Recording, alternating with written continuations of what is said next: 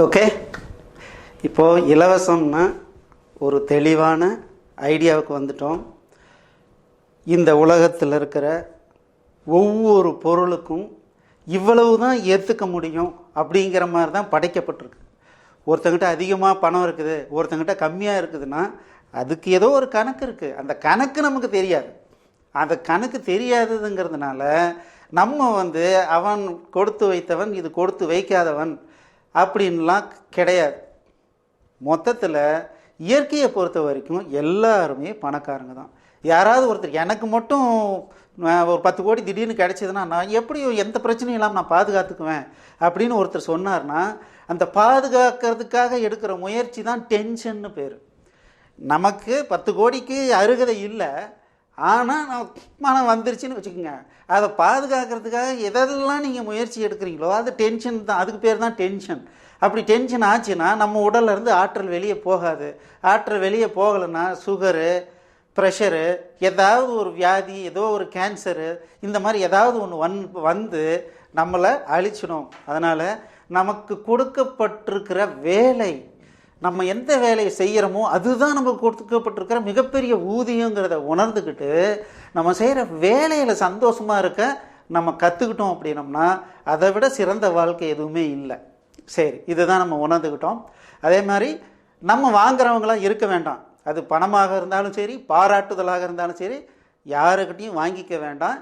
கையெடுத்து கும்பிட்டு ஐயா வேண்டாம் அப்படின்னு நம்ம சொல்லிடலாம். கோயிலில் ஏதாவது கொடுத்தாங்கன்னா மட்டும் இந்த கொடுக்குறவங்க நல்லா இருக்கணும்னு நினச்சிக்கிட்டு வாங்கி சாப்பிட்டுக்கலாம். ஓகே, அடுத்தது இன்றைக்கி என்ன ப்ராஜெக்ட்? அந்த காலத்தில் பார்த்தீங்கன்னா நோட்டே கிடையாது, புக்கே கிடையாது. எல்லாம் எப்படி படித்தாங்க தெரியுங்களா?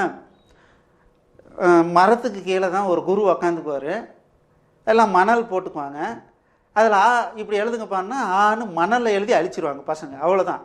எல்லாம் எழுதி கற்றுக்கிட்டு போனாங்கன்னா ஒரு நோட்டு இல்லை, ஒன்றும் இல்லை. ஆனால் அன்னைக்கே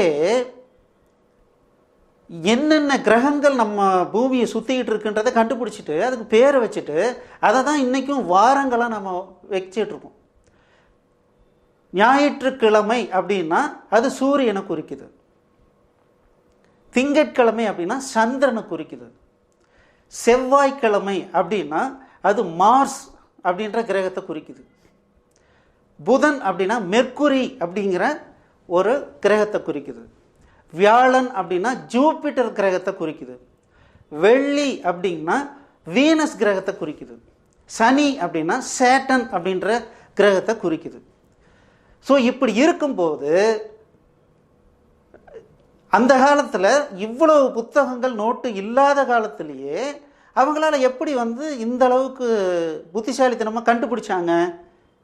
ஓகே, அப்படின்னா நம்ம இவ்வளவு நோட்டு புத்தகங்கள்லாம் வச்சு படிக்கிறோமே, அவங்கள விட நம்ம எவ்வளோ பெரிய புத்திசாலியாக இருக்கணும். ஆமாம் தானே? ஒத்துக்கிறீங்க தானே? முதுகெலும்பு உடைய அப்படியே 2 கையிலையும் தோல்லையும் போட்டு இவ்வளோ புக்கு எடுத்துகிட்டு போகிறீங்களா, புக்கு நோட்டலாம். அப்போ நீங்கள்லாம் நிச்சயமாக அவங்கள விட புத்திசாலி தானே. அதனால் உங்கள்கிட்ட 3 கேள்வி கேட்க போகிறேன். நீங்கள் அதுக்குண்டான பதிலை எழுதி எனக்கு அனுப்பணும்.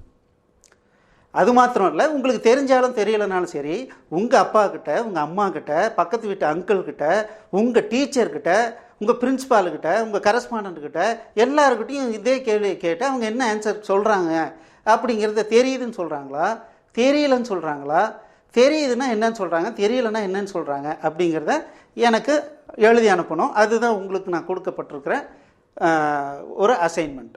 ஸோ முதல்ல நான் 3 கேள்விகள் கேட்க போகிறேன். முதல் கேள்வி கணிதம் சம்பந்தமான ஒரு கேள்வி. இரண்டாவது கேள்வி என்ன அப்படின்னா அறிவியல் சம்பந்தமான கேள்வி. மூன்றாவது சுற்றுச்சூழல் சம்பந்தமான கேள்வி. ஏன்னா நீங்கள் நிறைய புக்கெலாம் எடுத்து போய் படிக்கிறீங்களா, அப்போ நிச்சயமாக இதெல்லாம் உங்களுக்கு தெரிஞ்சிருக்கும் இல்லைங்களா?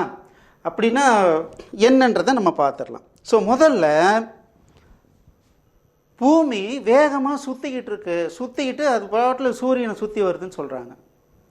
அப்போது வேகம் அப்படின்னாவே அது ஸ்பீடுக்கு ஒரு ஃபார்முலா இருக்குது, உங்களுக்கு நல்லா தெரியும்.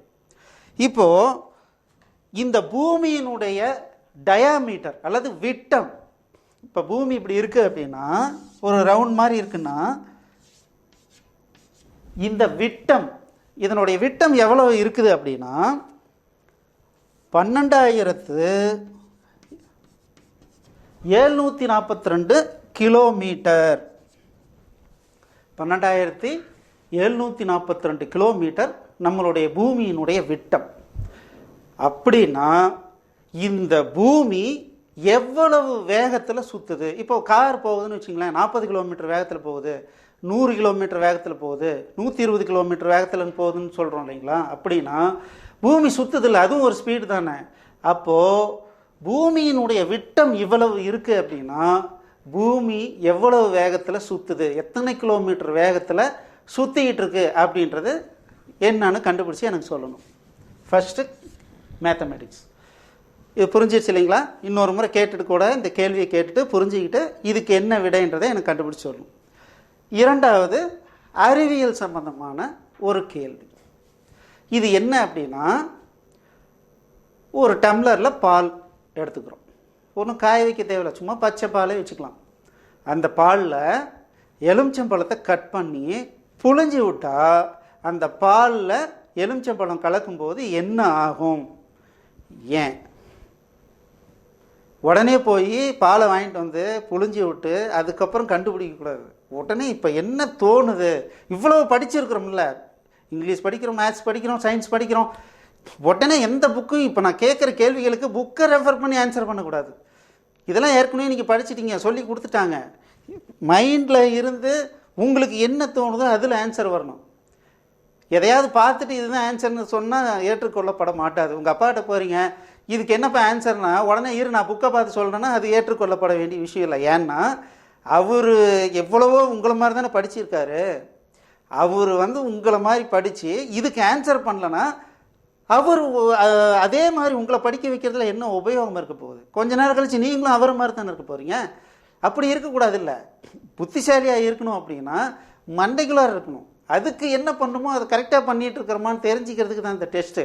கண்டிப்பாக இதை நீங்கள் பண்ணிங்கன்னா மிகப்பெரிய புத்திசாலி ஆயிடுவீங்க. ஓகே, பாலில் எலுமிச்சம்பழத்தை கட் பண்ணி பிழிஞ்சி விட்டால் என்ன நடக்கும்? ஏன்? ரெண்டாவது அறிவியல் சம்பந்தமான கேள்வி. மூணாவது சுற்றுச்சூழல் சம்பந்தமான கேள்வி. என்ன அப்படின்னா, ஞாயிறு, திங்கள், செவ்வாய், புதன் இதெல்லாம் அந்த காலத்தில் பைனாக்குலர் இல்லாமல் செவ்வாய் அப்படின்னா அது சிகப்பாக இருந்ததுனால செவ்வாய்னு வச்சுனாங்க பேர். தெரியுங்களா உங்களுக்கு? இங்கிலீஷில் அதுக்கு பேர் மார்ஸ். அதுக்கு சம்மந்தமே இல்லை. மார்ஸ்னால் அது மார்ஸ் தான். ஆனால் செவ்வாய்னா அப்படி இல்லை. செவ்வாய் அப்படிங்கிறது அந்த காலத்திலே கண்டுபிடிச்சது என்னென்னா, அங்கே மண் கல் எல்லாம் சிகப்பாக இருக்குது, அதனால் அது செவ்வாய்னு பேர் வச்சுருக்காங்க. ஓகே, அப்போது அந்த காலத்தில் மணலில் எழுதின முட்டாளுங்களே அதெல்லாம் கண்டுபிடிச்சாங்கல்ல. செவ்வாய் கிழமை இது, அது இந்த கலரில் அப்படின்னு. இப்போ நம்ம இவ்வளவு படிச்சிட்டோம்ல.